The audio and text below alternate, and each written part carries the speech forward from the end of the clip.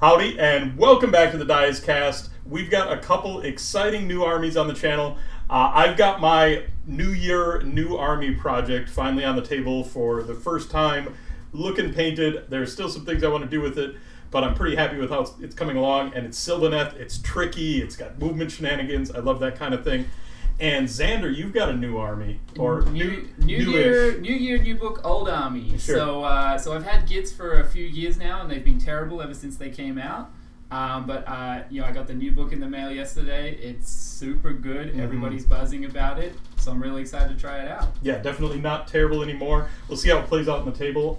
It's got some really scary elements, and I'm curious to see what I can do against it. If I can maybe bug bomb it off with my Sylvaneth, or if I'm going to get run over by some teeth.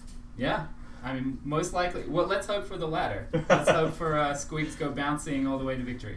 Let's get into this. All right, tonight I'll be playing Jaws of Mork subfaction. They're going to give me +1 attacks to all my Squigs bite attacks, and I have a lot of Squigs, so that should be pretty useful. My general is going to be the Loon Boss on Mangler Squig. He has got the command trait Squig Whisperer, which is +1 to hit and wound on all his Squigs attacks, which is the bite and the balls and chains, so that should be pretty powerful. And then I have Scragrut, the Loon King, who is a 2-cast wizard for 160 points. He has a lot of really cool tech. I have the Gubbapalooza, who is also a 2-cast wizard, 5 models for 145 points. And as Nick pointed out, it's almost like they have a third bonus spell, which they don't even have to cast, so that's going to be fun. I have the Fungoid Cave Shaman, and he has my artifact, the Moonface Mommet, which is a scary little doll that he holds up and shows the enemy and reduces their save. He's got Tunnel Master, so he can put that doll wherever he wants on the board, hopefully. I have a big reinforced unit, a double reinforced unit of 15 Boingrut Bounders, who are going to be dealing out most of the damage. And I have 2 units of 24 Squig Herd, which are going to be nice wound blocks and screens, and just hopefully just pin him in, tie him up. And then I also have a Squig Boss, who is a little 80-point Galatian champion. He's going to give some mushrooms to my Squigs and boost their movement. And do I have anything else? Oh yes, I also have Sneaky Snufflers, who are going to harvest some mushrooms and give out ward saves, and maybe even extra attacks to my units if they roll well enough. Oh, and I also have, there's so much in this army, it's very low points. I also have a unit of Moon Clan Stabbers, who can secure objectives from 9 away, and they are just going to be extra bodies on the board, screening out my heroes. So tonight I am on the full casting subfactions. I've got Gnarlroot and the Dwindling, and I'm leading into that with a handful of casters. So I've got a Warsong Revenant as my general with the Spellsinger, so he's going to be able to throw spells through the trees, and I've got a Tree Lord Ancient to get a tree out there to help him do that. The Warsong has the Arcane Tome for an extra cast, and then he's also got the Tunnel Master, which is going to help him get around, move where he needs to. He knows the dwellers below.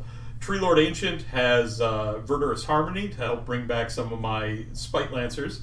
And then I've got Drycha knowing Regrowth. Drycha, I think, is a really interesting piece.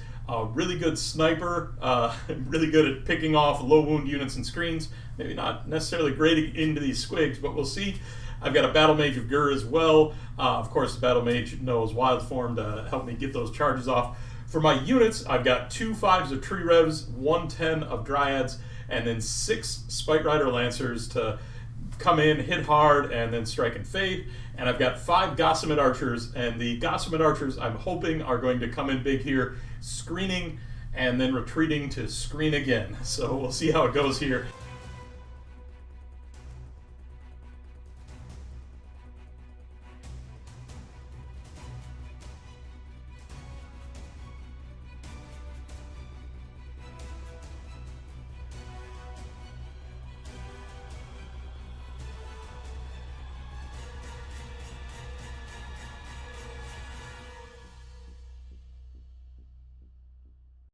All right, we are both 2-drops here, so this this first deployment is going to be really critical for both of us to decide well, the tempo of this game. So good luck, Xander. I got a 4 to your 2, so I'm going to go ahead and start dropping first. Sounds good. All right, tonight we are playing Hours for the Taking, which is an interesting battle plan. There's one very big wrinkle in this one, and that's that the distance between deployment zones is very small. The smallest we've seen, there's only an 11-inch gap between deployment zones here, so things can get fast and furious. And then the scoring is different here. Each player has a home objective in our bottom right corners, and you get 1 victory point at the end of your turn if you control your home objective, 1 for controlling the center objective, and 2 for holding the enemy's home objective. And then you also get a bonus victory point if you control the center with a Galatian champion, and then 2 victory points for battle tactic as normal. So definitely different scoring than most. We don't have that 1-2 more concept.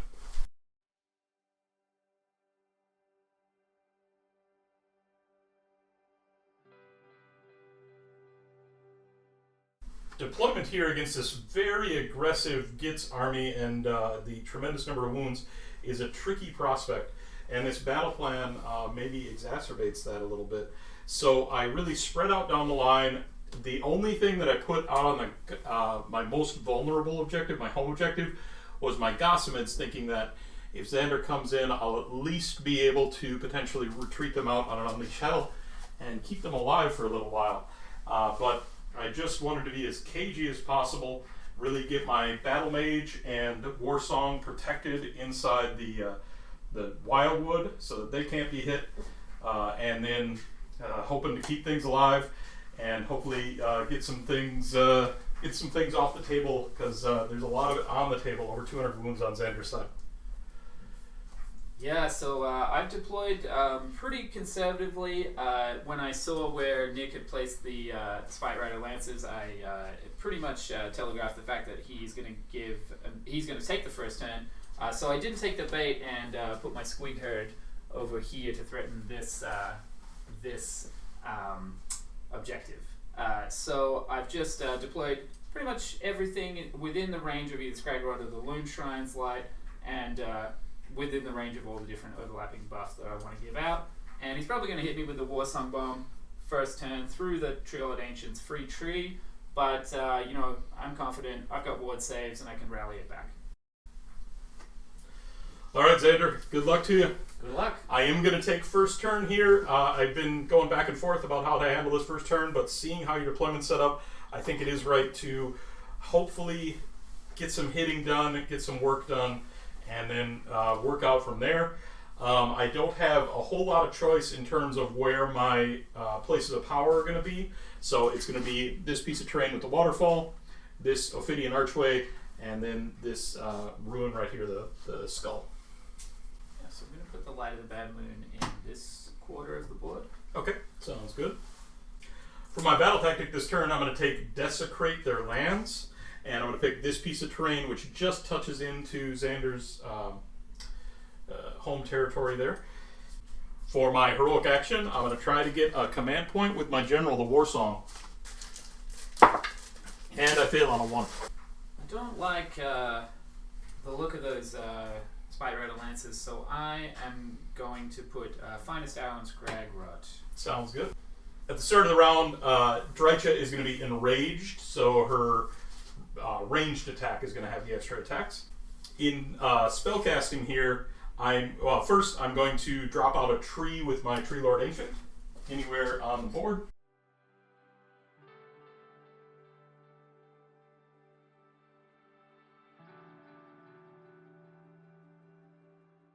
Into spellcasting, the Tree-Lord Ancient is going to actually attempt to summon another tree, and going to get that on a 10. Out of range for Unbinds here, so that's going to come out. Drycha is going to attempt to cast Mystic Shield, and going to get that on a 7. Going to put that on herself. The Battle Mage is going to attempt to cast Wild Form. Gets a +1 on this because we're in Gur. The 4 goes to a 5.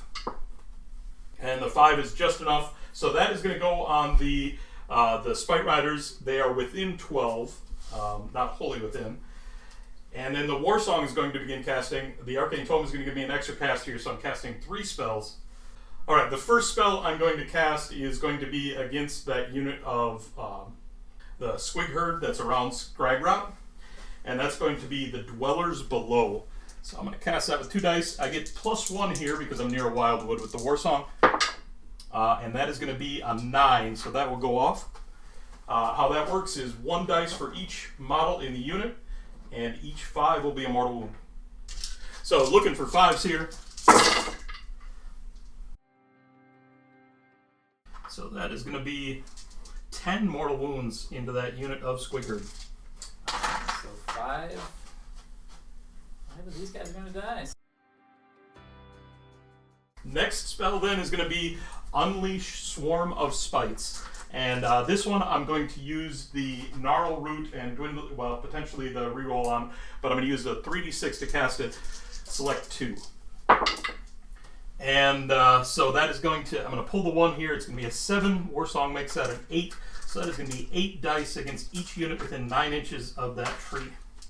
So first we'll do the far unit of Squig Herd. I got 8 dice here. So looking for 5s here again. First on the unit of Squig Herd over here. And we've got 1 mortal wound into them. Not real consequential. Next up into the unit of Stabus. Gonna get 2 mortal wounds into them.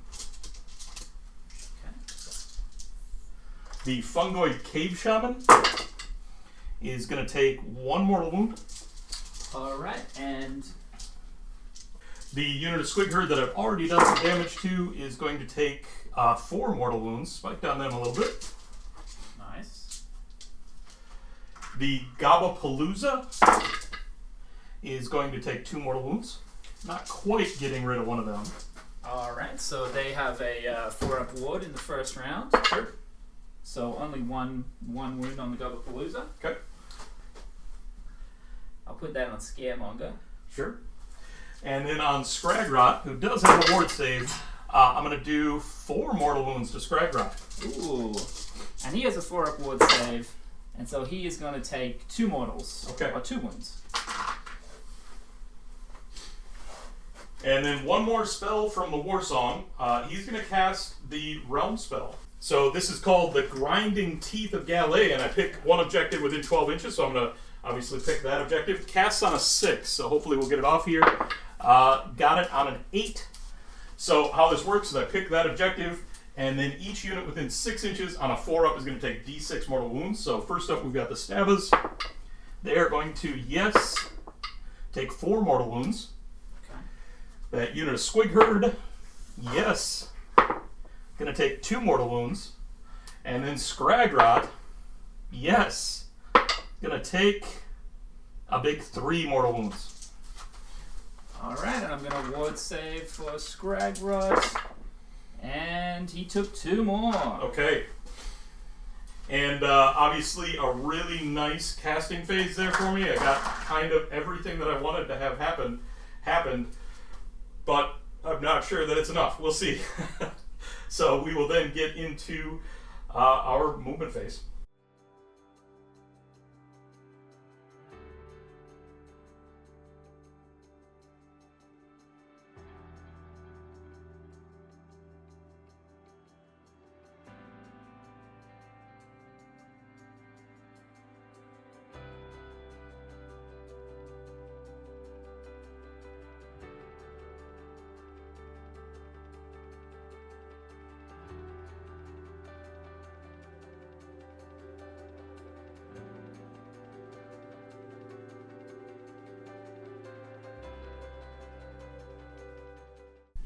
I'm gonna redeploy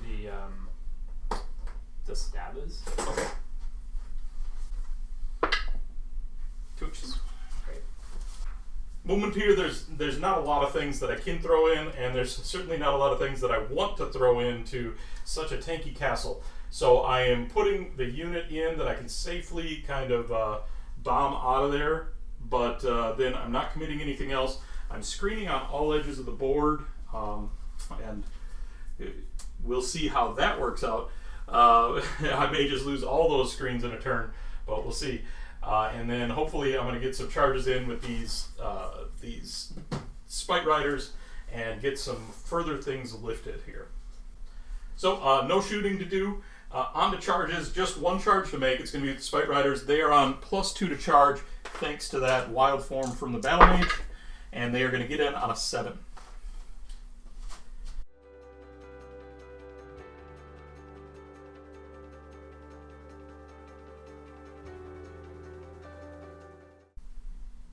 Going into the start of the combat phase, anything on your side?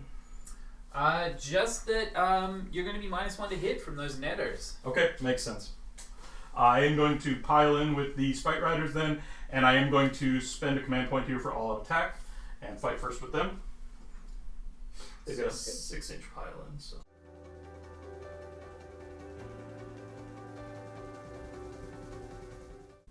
So Rentu's not going to help my Fungoid Cave Shaman, so he's going to have to live or die on his own merits. So I am going to put a little all-out defense on the Stabbers, because I would like some of them to live so that I can maybe rally them back. Sounds good. I'm going to have 2 of these going into the Fungoid Cave Shaman, and then 4 going into the Stabbers. So first into the Cave Shaman, going to have 8 attacks here with the Spite Rider Lances, and these are going to be with the all-out attack, and then the -1 from the Nettas. These are going to be 3s and 3s. And that's all but 1 hit. And then that is going to be 5 at -2. And this is into the Fungoid? Into the Shaman, yeah. Yeah, so he's not going to get a save. Okay. So 1 damage each. Yeah, so he's gone. I like it. And I'll just... And then the mandible attacks on those 2 are wasted, of course. 17 lance attacks, counting the champion, then going into the Stabbas. And again, these are 3s and 3s.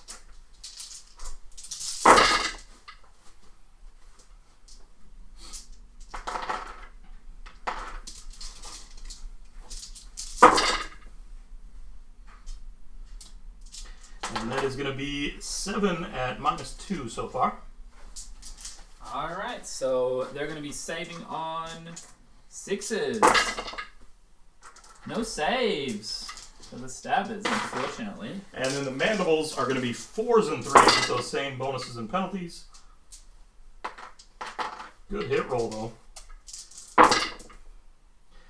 And that is going to be 6 more. These are at -1. 5 up. So it looks like I failed 4 of those. Okay. So a total of 11 slain there, plus the ones that I got earlier. Yep.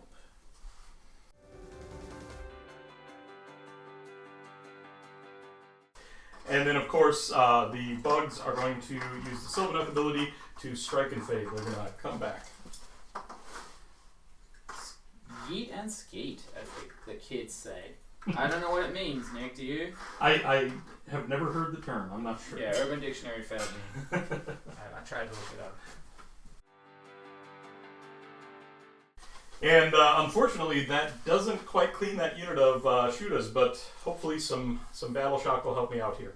Stabbas, excuse me. So that's going to be it for combat phase, and we've got the Battle Shock. Yeah, so I'm going to use Inspiring Presence on the Stabbers to make sure that they don't run away. And I'm going to use on the Squeak Herd, I normally have to make a Battle Shock test for them, but I picked the Triumph Indomitable, and I have fewer points, and although they can't receive any commands, they can take the Indomitable Triumph, so I won't make a test for them.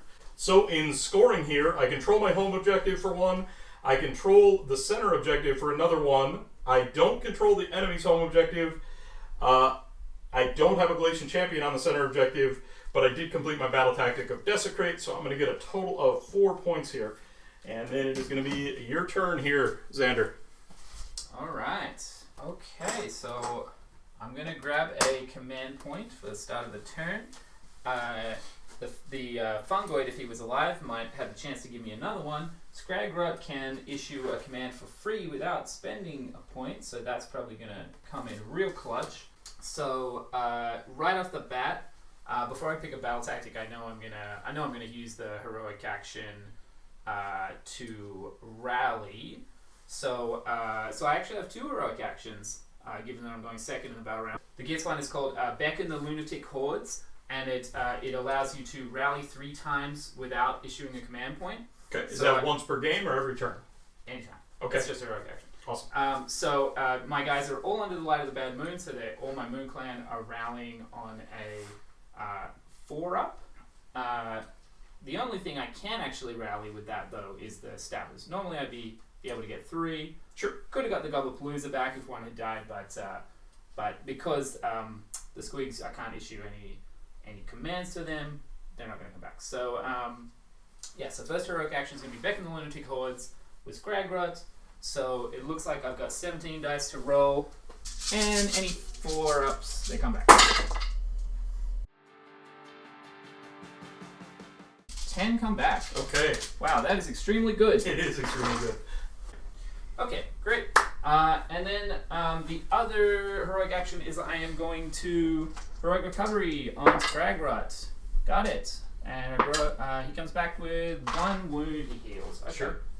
That's better than nothing. Yeah, so now my Squig Herd are hopefully going to recover. So I roll a die for each Squig Herder. Anything that's not a 1. Oh my goodness. That is 3 1s. At least, well, three Squigs came back. And then because I rolled 3 1s, 3 Squig Herders die. So absolutely great luck for me on that. I mean, herding squigs is... it's dangerous work. It's dangerous work. Not for everyone. Obviously, these guys couldn't cut it, but they don't need that much herding. So long as they are running in the right direction, I think they're going to be fine. And also in my hero phase, the Squig boss, once per battle at the start of the hero phase, he can release the Squigs. Each friendly Squig herd wholly within 12 of him can make a normal move.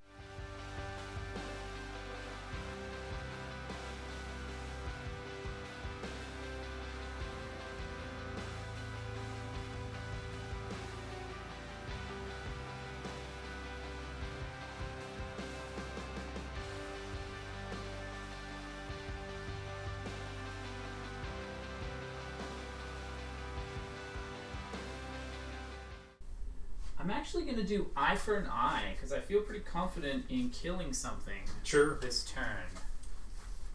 Probably just your screens, but that'll do. Okay, so let's get to casting some spells. So the Squig boss is going to use his Microphiles pouch, and he is going to do Sprouted Moon to add +1 attacks to the jaws on the bounders. Okay. And then the Gobblepalooza is going to do they're going to use their Gobblepalooza No Whats they're going to do Glare Face Dance to add 1 to run and charge rolls to the Wingrot bounders. Sounds good. And then Scragrot, he's going to cast the Hand of Gork. So it's going to go off on a 6. Goes off on an 11. Actually on a 12, because it's +1 to cast. Yeah, I'm out of range on Scragrot. So if you could put a 9 down here, away from the Tree Lord Ancient, that's where the Boingrots are heading.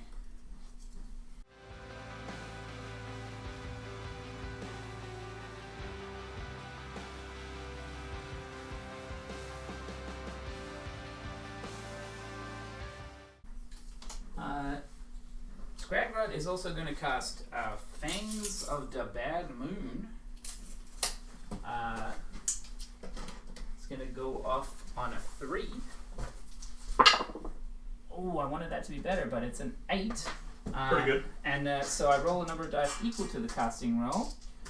And on the Tree Revenants. Okay, this unit right here. Yeah, and for every 3 up, that's going to be a mortal. That is going to be 6 mortals. That is going to kill all but the Piper and the Champion.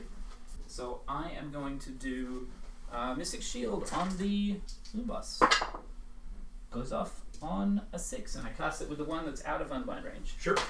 So I'm going to cast Fungoid Cloud with the Shroomancer. It's going to go off on a 6. Okay. And it goes off on a 12. Boxcars.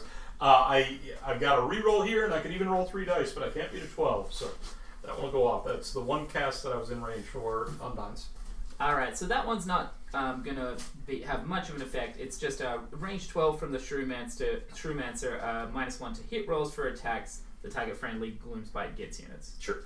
Alright, we're going to go into the movement phase, and at the start of the movement phase, my sneaky sufflers are going to forego their movement to harvest some loon-cap mushrooms. Anything but a 1, it'll go off, and they'll give out a ward, but if I get a 5, they'll also give out extra attacks, and I'm giving it to the loon boss on Mangle Squigs. Okay, so he now has a 5-up ward. Sounds good. And, alright, so we're going to do some movement.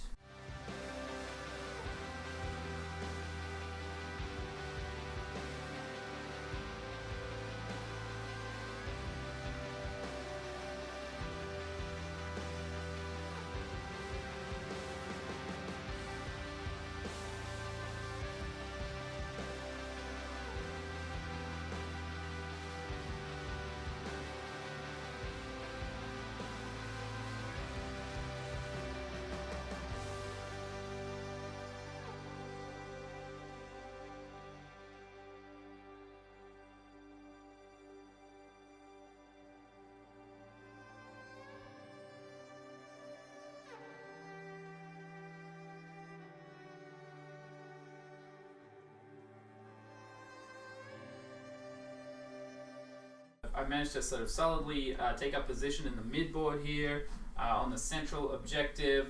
I don't have a champion on there, but that's okay. We'll get there eventually. And then I think I'm going to hopefully charge those Dryads, jump over them onto Dryka. That's the plan at least.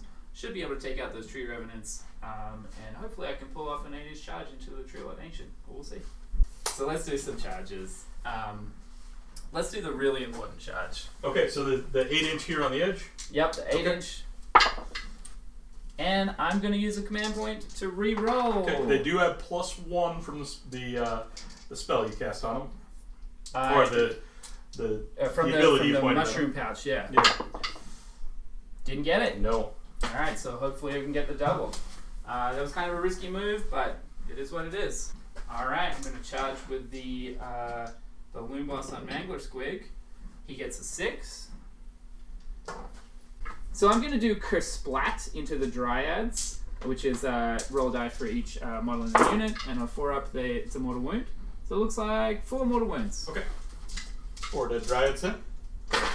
Alright. With that movement, I am going to unleash hell with Drycha here. Going to go ahead and throw all 20 shots into the Loon Boss. Okay, so these are going to be 4s and 3s because it's Unleash Hell, and 6s here are mortal. 1 mortal wound, and that sequence ends.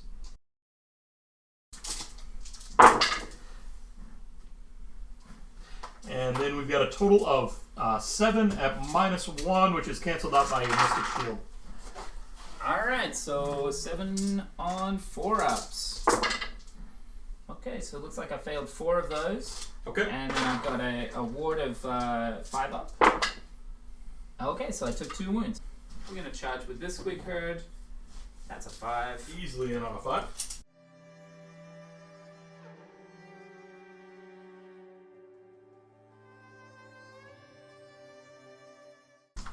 Sorry, these guys are going to charge. That's an 11.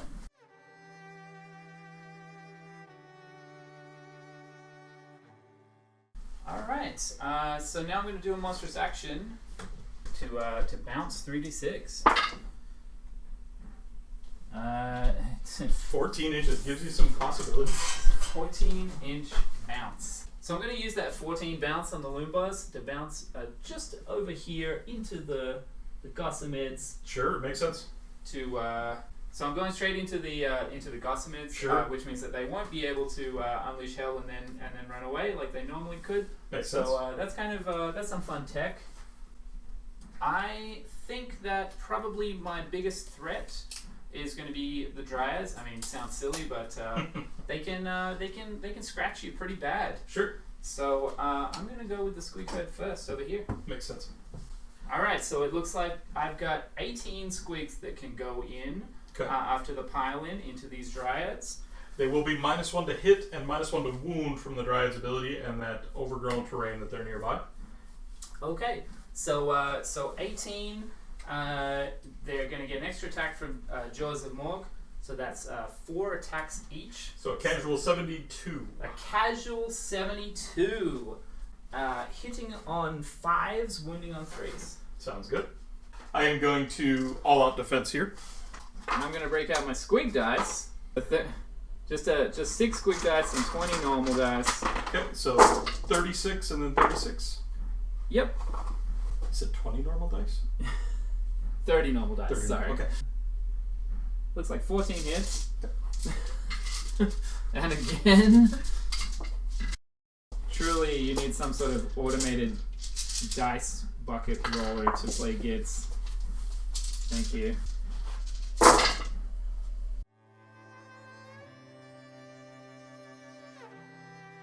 So it looks like 30 hits. Sure. Wounding on 4s.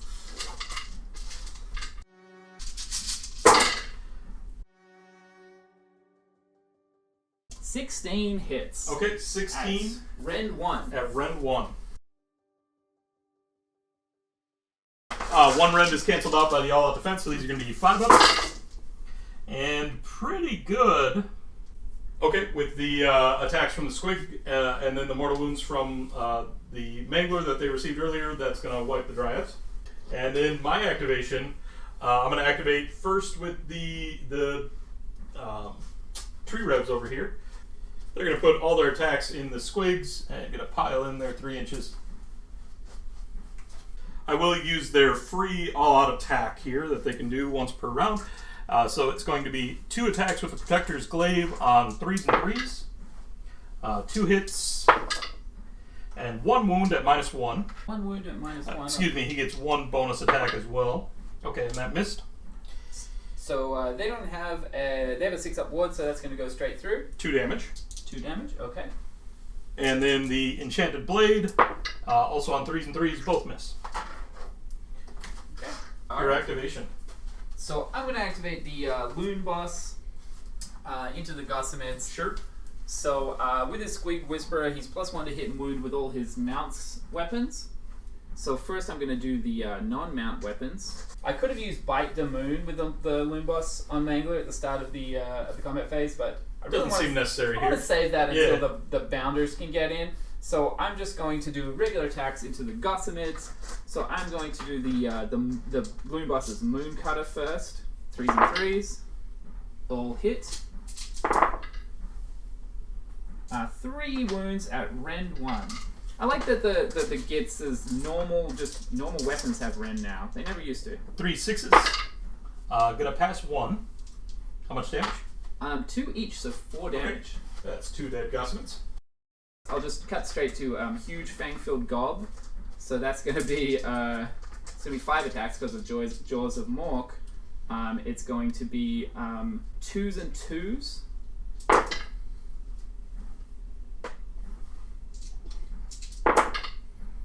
Oh, okay, that's going to be 3 at Rend 1. Okay, 3 6-ups.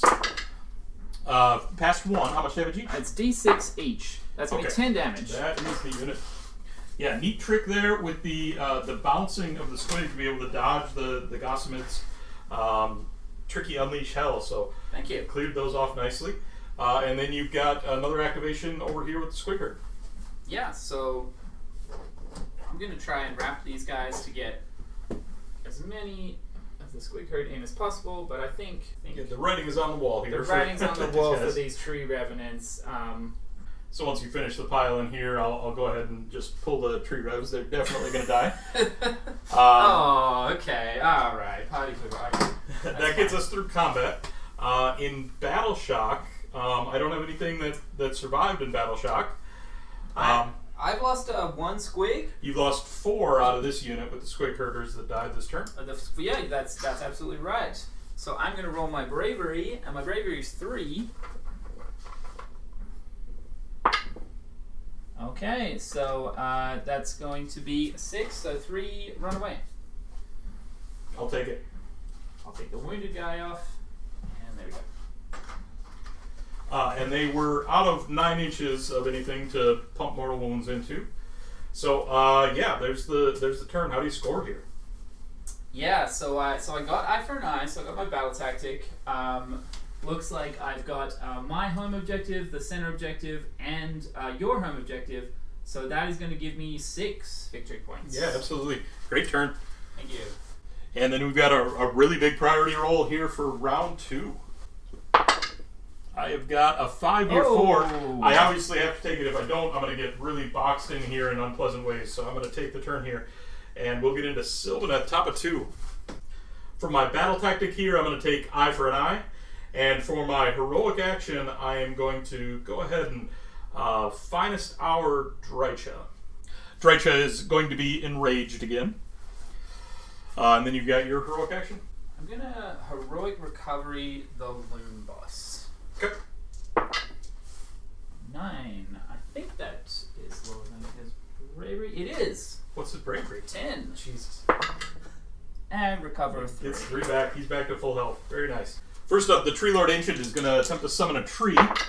And going to get that with a 7.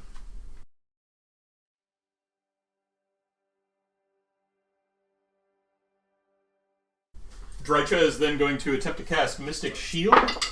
And going to get that on a 10.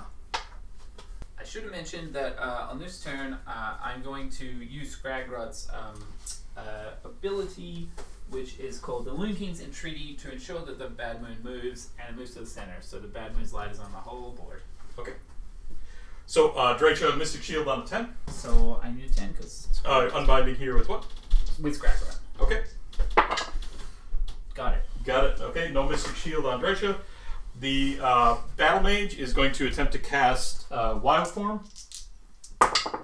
And going to get that on a 10 with the +1. That's going to go on the Lancers again. Makes sense, yep.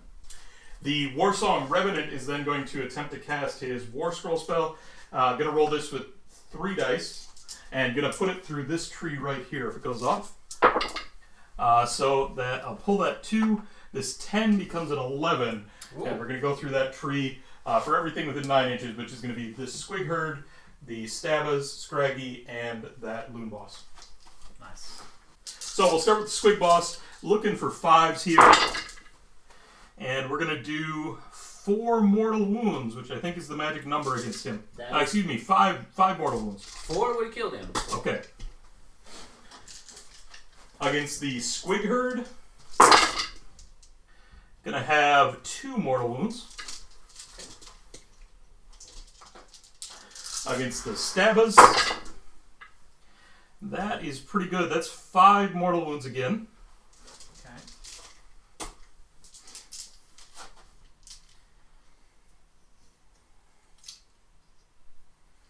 And against Scragrot, we're going to get pretty good. 5 mortal wounds again. But he's got that 4-up ward. He does. So hopefully we can wood this. Oh, that's not great. And he's going to take 3 more wounds. Okay. And that is, I think, enough to kill him. Yeah, that's going to kill Scragrot. Okay, you'd love to see it. Yeah. Who's the real king of magic here now? Ooh. Next up, the Warsong is going to attempt Dwellers Below. And going to get that on a 10. And that's going to go on this unit of Squig Herd right here. So how many models do we have left there? Are they still all there? Yeah, I think they're all there. Okay. So that's 24 models, looking for 5s against them. So that is going to be 8 mortal wounds against that unit of Squig Herd. So that is going to pull 4 of them. Yep.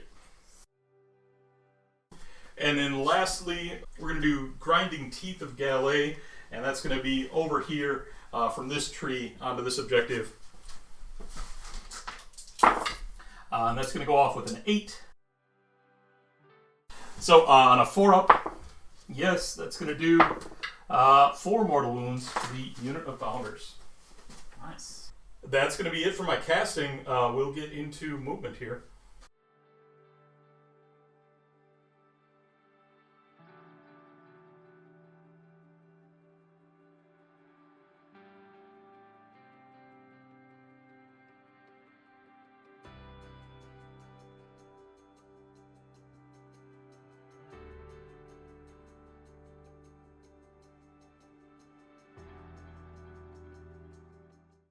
Movement here, I continued our trend of spreading out toward the flanks. I lined up to hopefully put some hurt on the loot boss, but I'm a little bit nervous about that engagement, especially knowing that I'm going to get a turn back into me afterwards. But I'm going to try to take off what I can. My Lancers didn't have an opportunity to be able to deep strike and go after the home objective, but my tree revs are going to take a stab at it. And so hopefully I'll make some of my charges and get some production out of my shooting here. Shooting then, I'm going to do the Tree Lord Ancient first. He's got 2 attacks. These are going to be on 2s and 3s, and these are going to go into the Loon Boss on Mangler Squig. I'm going to do all-out defense. Sounds good. 1 hit and 1 wound at -1. Alright, so with Mystic Shield and all-out defense, that's going to be on 3-up. Okay, saved it. Okay. Drycha then is going to put all of her shots into the Mangler Squigs as well, and this is going to be 20 shots, hitting on 3s, wounding on 3s, and 6s will do mortal wounds.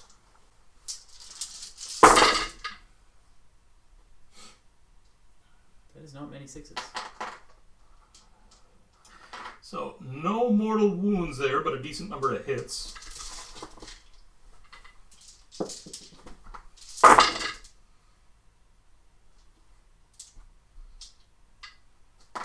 So that is going to be, what do we got there? We got 9 at -1. So with Mystic Shield and all-out defense, that's again going to be saving on 3s. Sounds good. Okay, looks like my squig dice came through and I saved 7 of them. Okay, couple damage, chipping away. I love these squig dice. He does still have a 5-up ward. Okay, he takes 1 damage. Okay. Into the charge phase then. I'm first going to attempt to charge with the Tree Revenants on the side of the board here. They need a 9. They're going to fail on a 7. Then my Lancers are going to attempt to charge. They get +2 to this charge. 4 will go to 6, and they'll get in.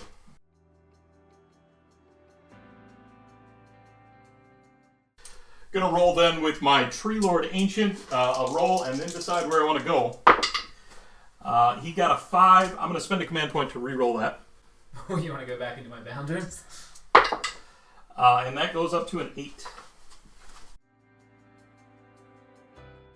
Drycha then is going to attempt to charge and going to go 8 inches as well. Into monstrous actions, the Tree Lord Ancient is going to go first. Going to attempt to do his monstrous stomp on the Boingrots to make them fight last. And does. It was on a 3-up, got a 5, so they'll be fighting last. Then the Lancers, because they charge, are going to be fighting in the strikes first phase.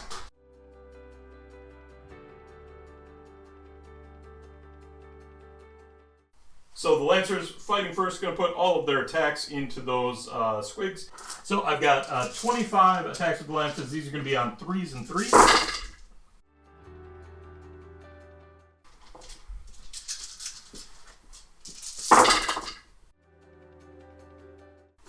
So that is a total of 15 at -1 into the squigger.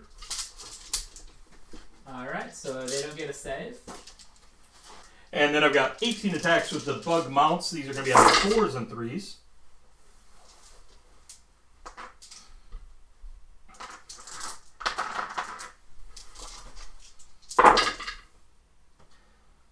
Excuse me, those lances were at -2, but it doesn't matter, still no save. And then a total of 6 at -1 with the mounts. So a total of 24 damage into those squigs. Yep, so they had 22 wounds remaining, so that's going to lift that unit. Perfect. That's going to conclude the strikes first. So then my first activation of the combat phase is going to be with Drycha. So we're going to have 10 attacks with a swarm of squirmlings. These are going to be on 3s and 3s.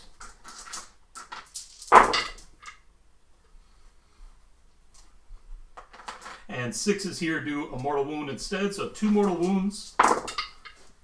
And 3 at -1. Okay, so no save for them. Okay, so a total of 5 damage so far. And then the slashing talons are going to be 4 3s and 3s. 3s and 2s because of the finest hour. 2 hits. 2 wounds at -2 on those and 2 damage each. So a total of 9 damage into the squig hurt. 9 damage. And then with Drycha, I am going to strike and fade. From the Ophidian archway to the tree I placed here.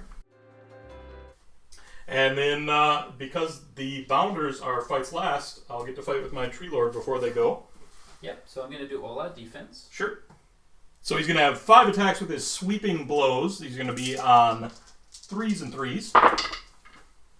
No penalties here, right? Yep. So that is going to be 2 at -1. 4 ups. Sure. Okay, so 1 goes through. Okay, 2 damage.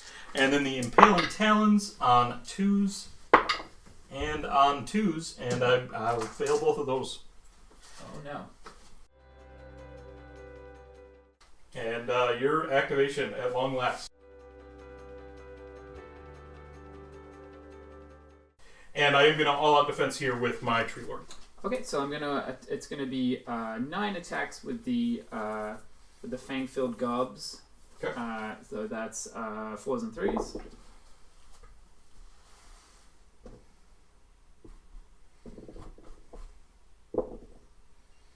All right, so that's 3 at round 1.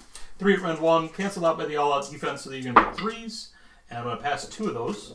1 damage. Yep, 1 damage, and then it's going to be 16 lance attacks at 4s and 3s. Poken lances.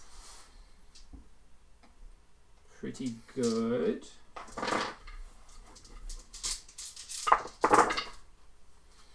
Alright, so that looks like 5, 10 at round 1. 10 at round 1, again 3 ups. And going to do pretty well here. Going to fail 3 more of those, so he's taking a total of 4. So that's going to conclude combat. We can go into Battle Shock. You've got a couple of units that are vulnerable to Battle Shock here, potentially. I do. So yeah, I guess we'll Inspiring Presence the Bounders. Sounds good. Alright, and the squigs. 1, 2, 3, 4, 5, 6, 7, 8, 9. 9 died this turn. So 13.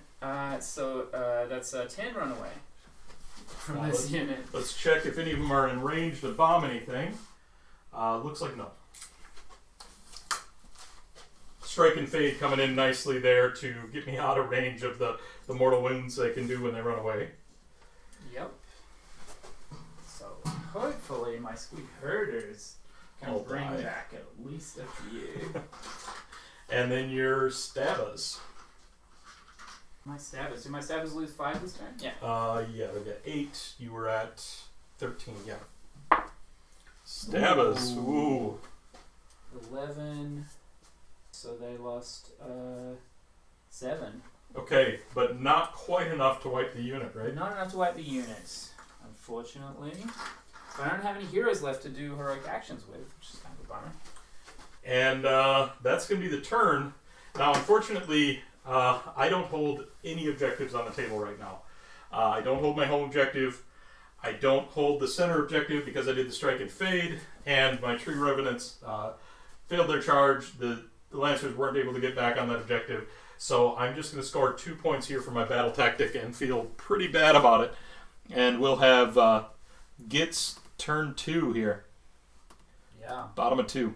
So at the start of my hero phase, I'm going to roll for each of my squig herders, and hopefully they can return some squigs. Don't roll ones, don't roll ones. Okay, I got 1, 1, so one of them dies, but the 3 who live bring back D3 squigs. That looks like 3, 4, 5, 6 squigs. Okay.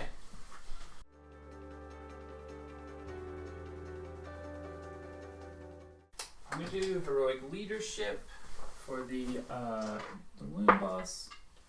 Got it. Got it on a 4. I haven't finest hour him yet. Sure. So I might finest hour him. Okay, finest hour on the Mangler. Yeah. Right, I'm likewise. I'm going to match he that. does have 1 wound on him. Yeah. No, I'll finest hour. Yeah. I'm going to match that with a finest hour on my Tree Lord. Very good. Yeah, so I'm going to rally the Moon Clan. Okay.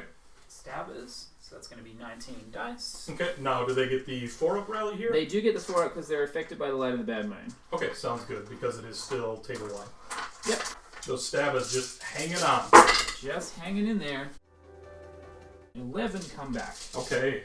Wow, that is 12 back into the unit. pretty good. 4-up rally, good, it turns out. Turns out Film at 11. good, yeah. I'm going to do follow the moon. Every Gloomspite Gitz unit is affected by the light of the bad moon, and you control more objectives than your opponent. Okay, hard to not get that one. Hard to not get that one. I would really have to mess up to get to not get that one. Can't really do too much with the Gobblepalooza's know-whats, unfortunately. So, kind of move these guys out of position. A little bummed about that, but that's okay. I mean, I might Mystic Shield myself. Sure. Mystic Shield the Gobblepalooza. Yep. Got it on a 9. Dreicher's going to attempt to unbind that, and I'm going to roll 3 dice, thanks to my sub-allegiance, and take the best 2. And that would be a 7. I'm going to re-roll with the dwindling, and that would also be a 7, so it's going to go off. Okay. Mystic Shield on the Gobblepalooza. Mystic Shield on the Gobblepalooza. I'm sure that would be very important. And then, do you want to give Rend to the Snufflers? Yeah, sure. Let's give Rend to the Snufflers. Sounds good. So that's very scary.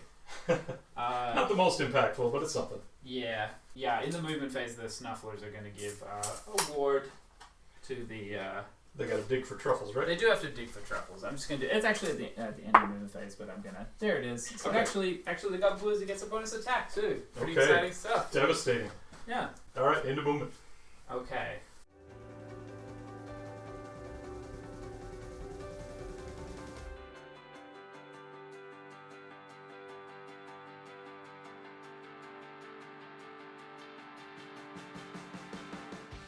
Yeah, so pretty simple movement. I've just pulled back the stabbers a little bit. I've run the squigs because I know I can still charge with them after I run due to the light of the bad moon. And I've just positioned the Mangler boss to go into the Tree Lord Ancient. Alright, so let's charge with the Mangler. Mangler coming in, big charge. Big charge, yeah, it's going to be just fine, I think. And when he charges, he's gonna do Curse Splat. Roll a dice for each model in that unit. Ah, 1 dice, 4 up his models. No. Okay. And then the Squig Herd's gonna charge. They got a 6. 6 is close.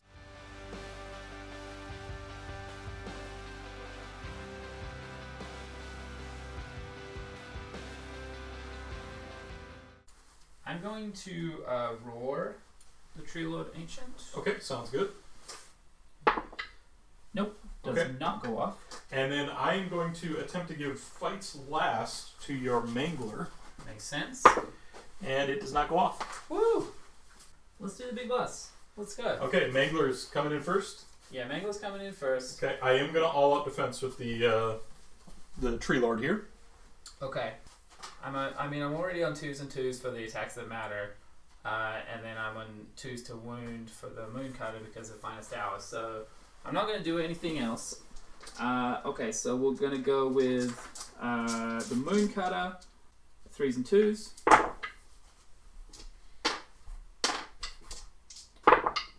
Alright, so that's going to be 1 at Ren 1. 1 at Ren 1 is going to be a 2-up, thanks to Finest Hour and all-out defense. Made it. Okay, and then a huge fang-filled gobs. We are going to be 2s and 2s. Oh boy, these rolls. That's because I'm not rolling squig dice. Oh no. Okay, 1 at Ren 1. 2-up. Made it. Okay, balls and chains. It's going to be 7 dice at 2s and 2s. Everything. Yes, that is 2 pips. These super readable squig dice. They're so good. Everybody recommend them. Okay, 5 at Ren 2. 5 at Ren 2, these are going to be 3 ups. And these are the ones I really need to worry about. Going to fail 2 of those. Okay, so that's D3 damage each. D3 each. That's going to be 5 damage. Okay. And then finally, Bastion Sticks. Wow. The other guys who were just hanging on and bashing things with sticks. Wow. 3 at no rend. 3 at no rend, 2 ups. Gonna fail 1. 1 damage. Okay. So he has taken a total of 10, but he's still hanging on. Nice. Now, in the interest, my war song is not going to remove enough squigs with his combat profile to really affect what happens here. So I am going to activate then with my Tree Lord and attempt to pile him. Alright, the attacks from the Tree Lord here are going to go everything into the Bounders. Okay, I'm going to all-out defense the Bounders. Okay. So I'm down to 3 attacks with the Sweeping Blows. These are going to be on 3s and 2s because of the Finest Hour. 3 hits. 3 wounds at -1. Ooh, so the Bounder's going to be saving on 4s. Failed 1. Okay, 2 damage. Okay. And then with the massive Impaling Talons, these would normally be 2s and 4s on the current bracket, but 2s and 3s because of that Finest Hour. 2 hits. 2 wounds at -2. Saving on 5s. Nope. 3 damage each. Ooh, that hurts. Alright, I'll do everything into the War Song. How many squigs can get into the War Song? So it looks like we've got 6 squigs and 3 herders into the War Song. Okay, so that's going to be 24 squigs into the 24 bite attacks on the squigs. Sure. Into the War Song, 4s and 3s.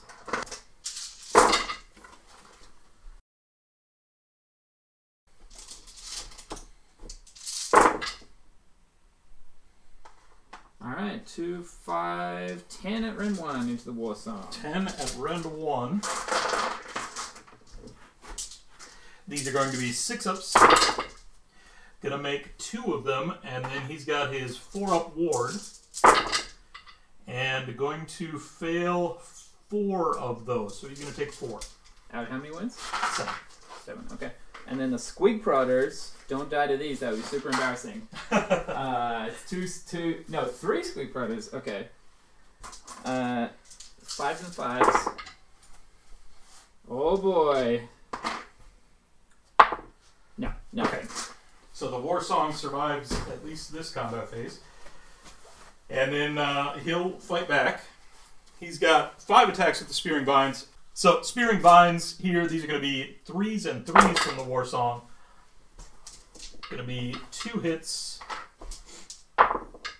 No wounds. And then the Spirit Falchion, these are going to be 4s and 4s. 1 hit. And 1 wound at -1. So it goes through. 1 damage. Ouch. Okay. Absolutely devastating. Yeah, so I'm going to go with the Bounders. Okay.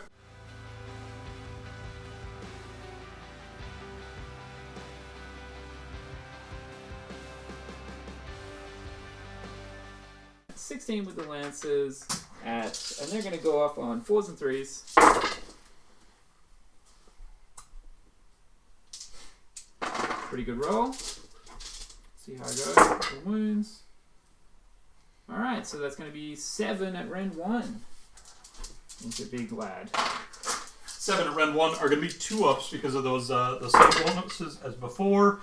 Gonna fail 3 of those though. 3 Ouch. damage. Yeah. How many wins does he have left? He's got 1 left. Oh boy, here we go. This is a big one. 18 gob attacks then. 4s and 3s.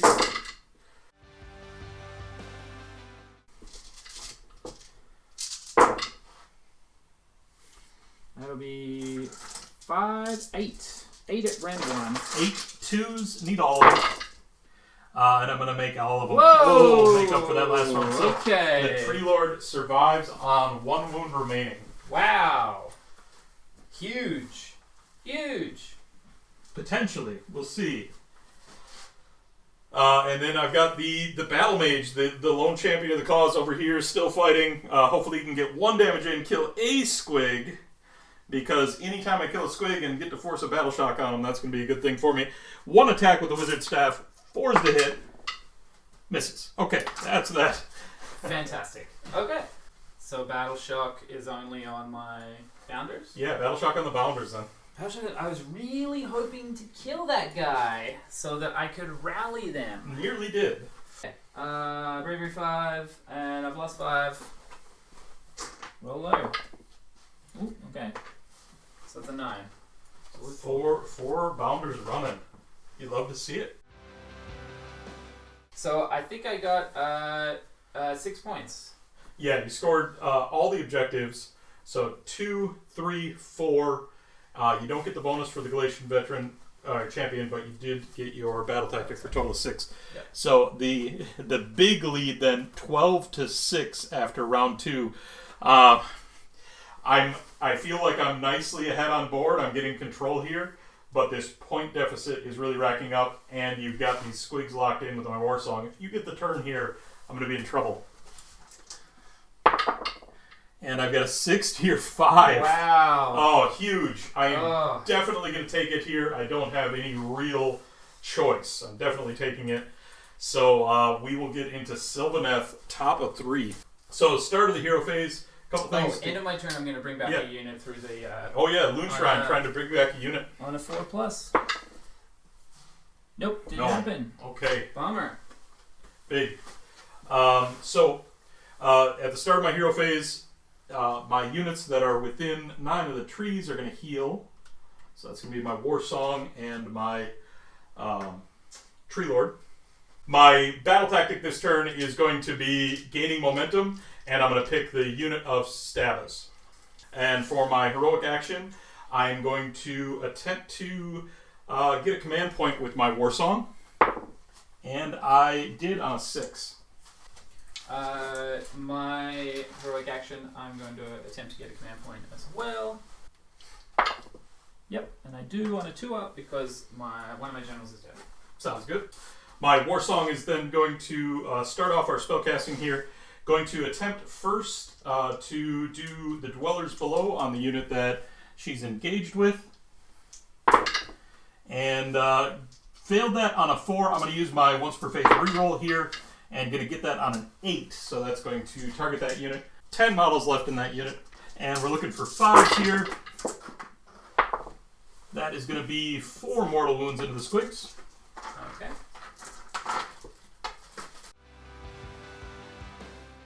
The Battle Mage is then going to attempt to cast Wild Form, and going to get that on a 7. That's going to go on the War Song, +2 run, +2 charge.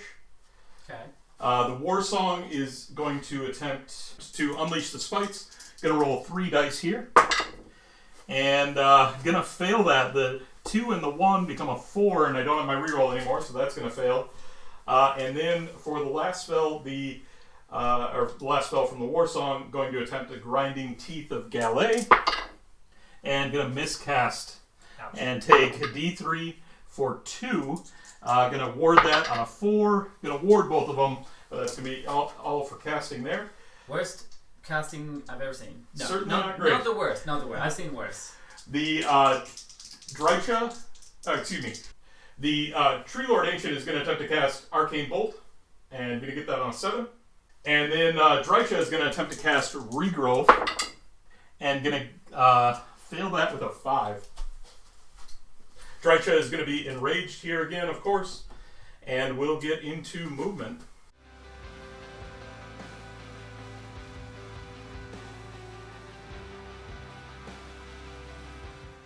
Movement phase here, I tried to go after all the objectives I could, and I'm putting pressure on what's remaining on the board, and then trying to strand a couple things off on the side, although those squigs are so fast, I'm not sure that they're really stranded. But I pushed my Drycha up so that they'll get some shots, and then brought my Lancers in to finally rid myself of these very, very annoying Stabbas once and for all. And so I'm really just concentrating on Xander's home objective here. Drycha now shooting. She's going to put all of her shots into the Gabapalooza. Okay, I guess I'll all out. What's her rend? 1. Okay, I'll put all out defense on the Gabapalooza. Sounds good. So these are going to be 3s and 3s and 6 of the mortals. Pretty good. Got 3 mortal wounds. Okay. Any penalties here? No penalties to hit. Okay, no lookouts or anything? No. Okay, 3s to wound. Should cast Fungus Cloud. Yep. And that is going to be a total of 8 at -1. And then 3 mortals. Yeah, so 8 at -1, 6s to save. Okay, so failed 6 of them, so 6, and then 3 mortal wounds is 9 damage, 9 total, right? yeah. And so they have a ward of 5 up. And then we warded 1, so they took 8 damage. Okay. We'll get into charges then. I'm going to attempt with Drycha first. She needs a 9. And going to get it, a cold 9. So going to go in. Right this way? Yeah, right into the snufflers. Yep. Okay. Then going to attempt to charge with the Spite Riders. They're going to get on an 8.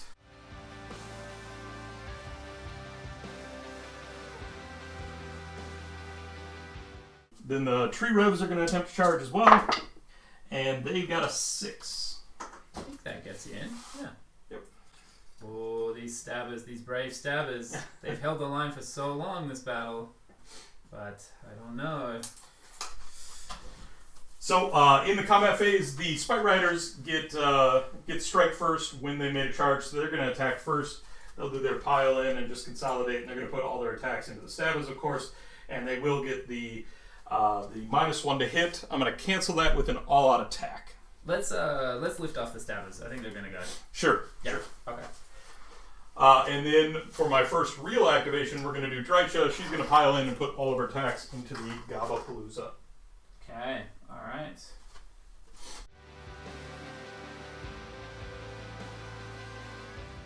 Yeah, I'll all out defense the Gabapalooza. Sounds good. So the swarm of Squirmlings is 10 attacks. These are going to be on 3s and 3s, no penalties here, right? Yep. Okay. 2 mortal wounds, and those sequence ends. And then we got 4 at -1. 4. So 4 5 ups. 5 ups. Nope. Okay. Okay, so 6 wounds. Warded 1 of them. Took 5. Okay, and then the Slashing Talons, 4 attacks on 3s and 3s. Gonna have 3 hits and 3 wounds. These are at -2. Ooh, okay, so I saved on 6s. 3 at -2? Yeah. No. Okay, 2 damage each. Yeah, he's gone. Okay, and that's where the noose tightens a little bit. And it is your activation. The Snufflers, all buffed up. Yeah, they're gonna go absolutely ham. The dream. The dream of Snufflers is alive. Okay, so they're actually not bad. Because I actually gave them -1 rend. So Yeah. So yeah. I am going to all-out defense here. I don't think I'm gonna spend my point to all-out attack. Probably not worth it at this point. It's gonna be 18 attacks, 4s and 4s.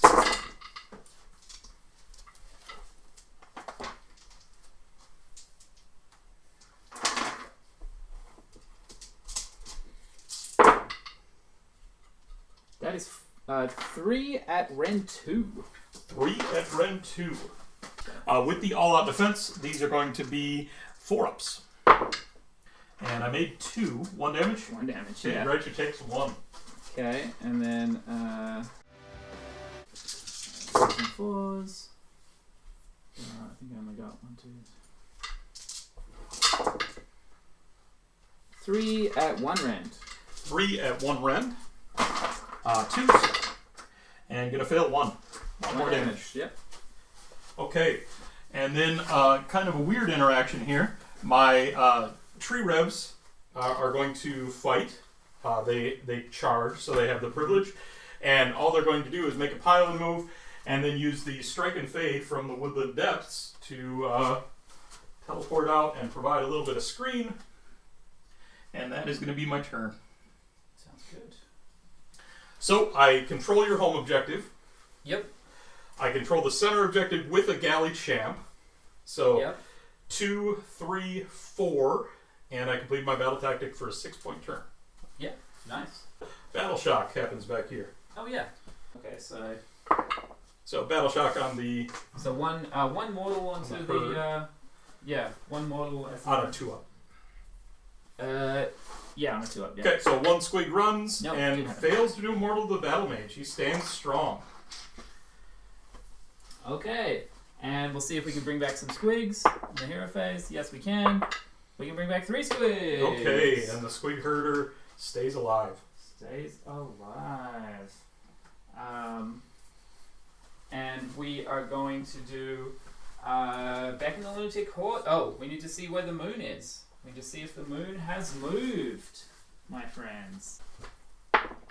It does not move. It's covering the entire board. Fantastic. Perfect. So, I will do, for my first heroic action, I will do back in the lunatic hordes with my general, which means I will rally 3 times for no command points. Okay. So I will be rallying the Bounders. Sure. They are Moon Clan. So that is going to be 11 dice and 4 up Looking for 4s. Yeah, a lot of bombers coming back here. Looks like 1, 2, 3, 4, 5, 6, 7 Bounders are back. All but 4. All right. Pretty nice. Very spicy.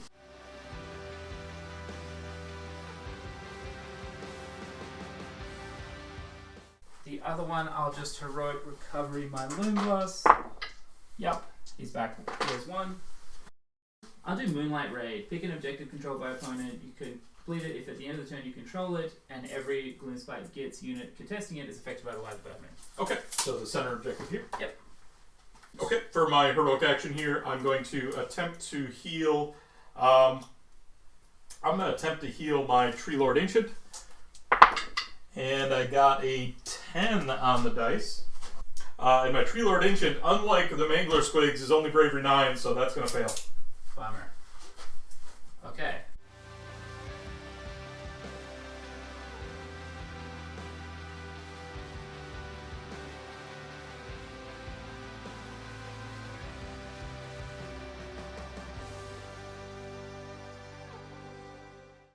Yeah, so I got pretty lucky with some squig move and run rolls. Everybody's under the light of the bad moon, so I knew that they'd still be able to run and charge. So I ran my squig herd up here to threaten the Tree Lord Ancient.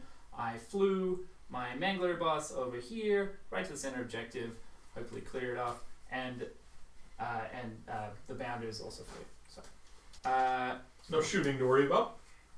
Yeah, so let's do the Bounder charge. They need a 9. They got boxcars.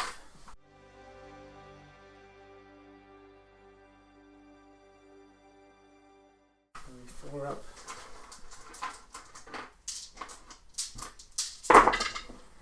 One, 2, 3. They take 4 mortals. Okay, 4 mortals into the Tree Revs. Into the Tree Revs, yep. Something like that. Look good for the church. That looks great, yep. 4 mortals in the Tree Revs. Yep. And then I'll roll for the squigs. They got a 4. That'll be enough to get them in. Sure. Thank you very much.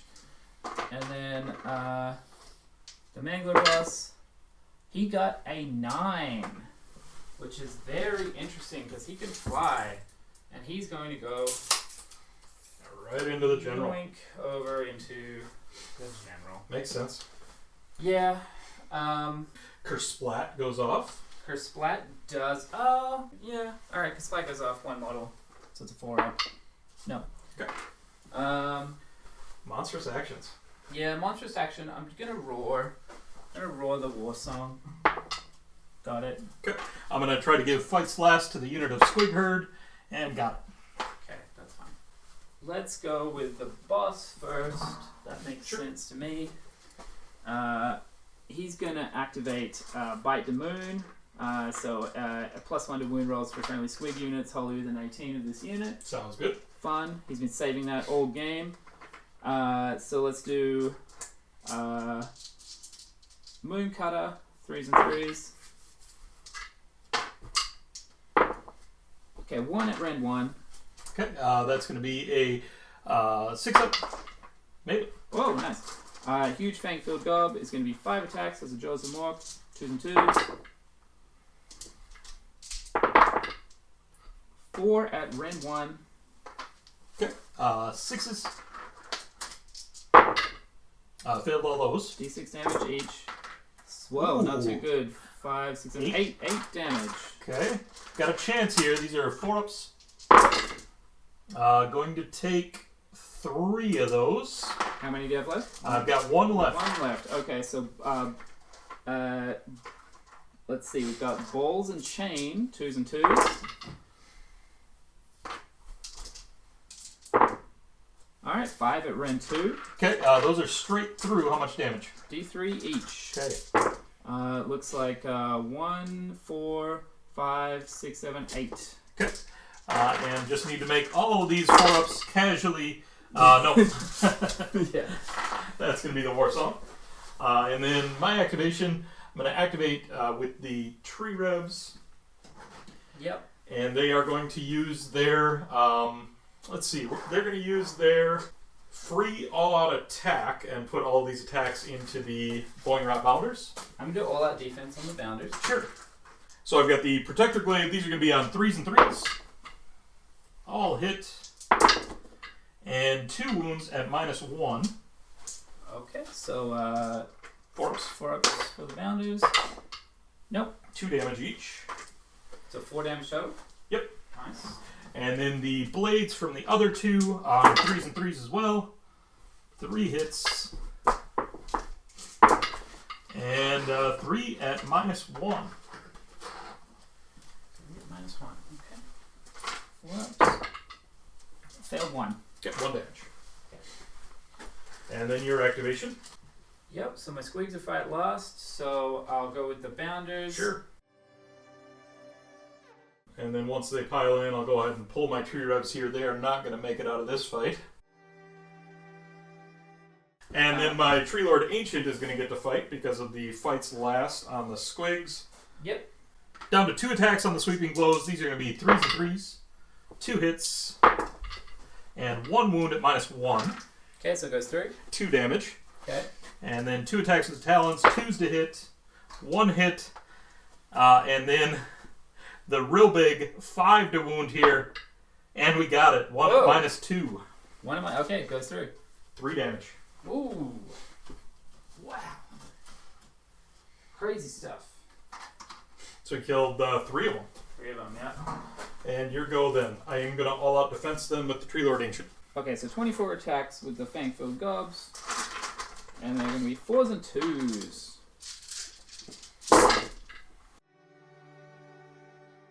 Come on, let's take him off. Got it. Nope. Okay. 5, 9 at Rend 1. Okay. It's a real outside chance here. With the all-out defense, these are going to be 3s. And I am going to fail 3 of them. That's going to be enough to take down the Tree Lord. So he's going to die. Okay. Good stuff, good stuff. All right, Battle Shock. Battle Shock, I'll do Inspiring Presence on the Bounders. Sure, makes sense. And the Squeak Herd lost 3, so... No, well, One more. 1 goes away. Okay. Wow. Yeah, let's see if I get something back from the Loon Shrine. I did. I get so I can get a half-strength Squeak unit back, Sounds good. which is pretty fun. So they're going to appear. The whole of the 12 of the Loon Shrine, more than 3 from all enemies.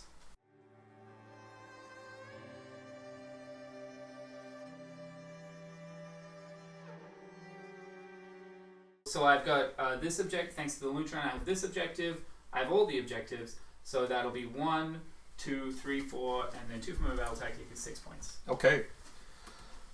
All right, so I got the priority roll there.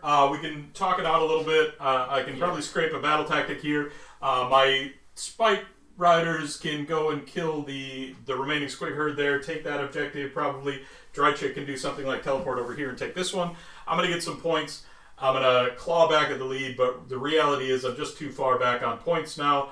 Maybe if something holds in the middle there, I get it, but I'm not going to be able to get enough here to claw my way back. So good game, Xander. Good game, very good game. That's close. It was closer than I probably deserved. I got the 2 big priority rolls that I really needed. I think if either of those priority rolls goes, I'm basically tabled at that point. But I got the priority rolls I needed to maybe make a game of it. But just the absolute power of this Gitz book is pretty devastating for sure. I felt like my first turn went about as well as I could have hoped for. I got a bunch of mortal wounds into things, took some bodies off.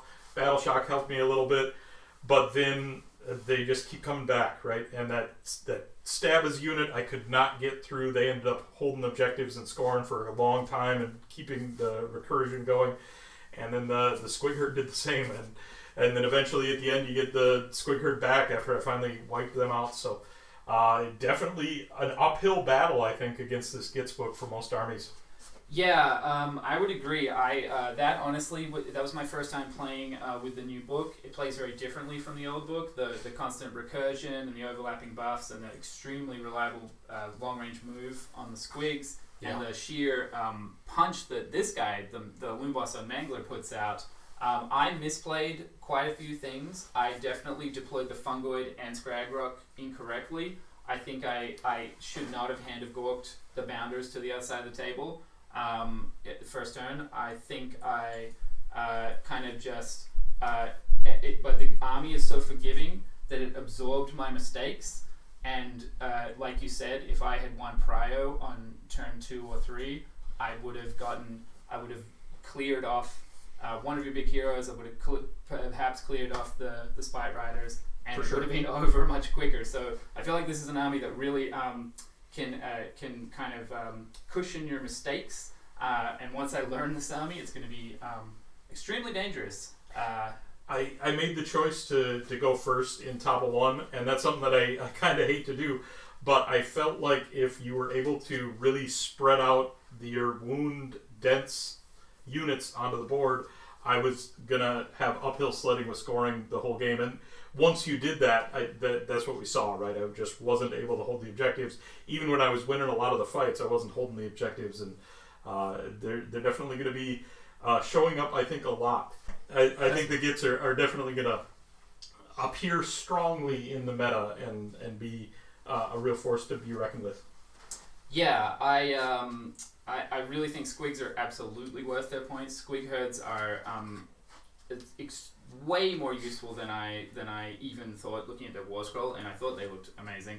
And the big surprise for me is the Loonboss Mangler. Sure. His output and his movement and his somehow tankiness with all the buffs that he got is way more than I expected. I thought he was a little overcosted for 370, but if you're going Jaws of Mork and you're going heavy squigs, he's pretty damn good. And the Bounders, I think, are excellent, even though I never got to deploy the full power of 15 lances. Sure. I tried very hard to make sure that you couldn't. Yeah. Yeah. The Squig Herd, we talked about it a little bit at the opening, but the Squig Herd are at 5 points per wound currently, and the only thing in the game that matches that is Pink Horrors, and we know how absolutely strong Pink Horrors are. Well, you couple that on the backside with Squig Herd with some really intense damage output, even when they're running away. They're popping out mortal wounds and really sniping things around them at 9 inches. Sylvaneth has some tools to avoid that, dodge that, and I leaned heavily on those. But they're absolutely incredibly costed at 120 for the base unit. Yeah, and before the game, you and I were talking about, I was saying, everyone's going to take Jaws of Mork at first, and and then maybe they'll settle on King's Gitz or Bad Snatchers. I think Bad Snatchers look great, but having played it, wow, Jaws of Mork, that bonus attack from the Squig Jaws on the charge is very hard to pass up. This might be like a Petrifex Elite situation where it's just a standout, obvious subfaction in the book, but I guess time will tell. I think as long as the cost structure is what it is, Jaws of Mork is very compelling. You can get so many bodies that those bonus attacks start to hit a tipping point, right? Yeah. As costs get adjusted, I think that will shift. And this book, I think there's at least 3 very viable, very compelling ways to build this. And then there's the mix of those things. And those 3 are, the magic heavy, leaning on a lot of wizards, a lot of casts, and a lot of mischief. Those endless spells are absolutely killer. Then the squig list that we see here, and then trogs, right? And I think there's going to be a lot of ability to mix and match between those things. All of them are compelling. Maybe the last time we've had such a diverse book, I start to think about Seraphon when I see a lot of really, really compelling different ways to build like this, and Soul Blight as well is in that realm. And so I think this Gitz book is really, really cool. Yeah, and there's just so much synergy, and I think maybe this list didn't quite make the best use of everything. I think maybe I would have dropped the fungoid, maybe either the Gobblepalooza or the Snufflers. I really want to fit some trogs in with the squigs. Sure. I think the trogs are actually incredible. Yeah, give you the anvil presence with them, right? Yeah, to just to lock something down, to protect the squishy casters. I want to play some trogs, definitely. For sure. And I think there's plenty of gas on that side of the book. There's plenty of gas through the book. It's a great book, so I'm excited for it. And I'm enjoying my Sylvaneth. They are what I expected and what I dreamed of. A lot of technical movement, a lot of ability to get some reach into things and some projection, which is a lot of fun. They lack 4 bodies on objectives, and they're going to struggle in matchups like this. Yep. But I think they're fun and compelling as well. So thanks everybody who's stuck it out this far. Thanks Xander for getting in the game, and thanks Justin for inviting us once more to the Just Hammer Bunker. And thank all of you for hanging out, listening, and joining us in the conversation down in the comments below and in our Discord. And if you want to make a contribution to us growing the channel and working on some improvements to cameras and audio that we're working on, we've got a link to our Patreon down below as well. Thanks, everybody. Thank you.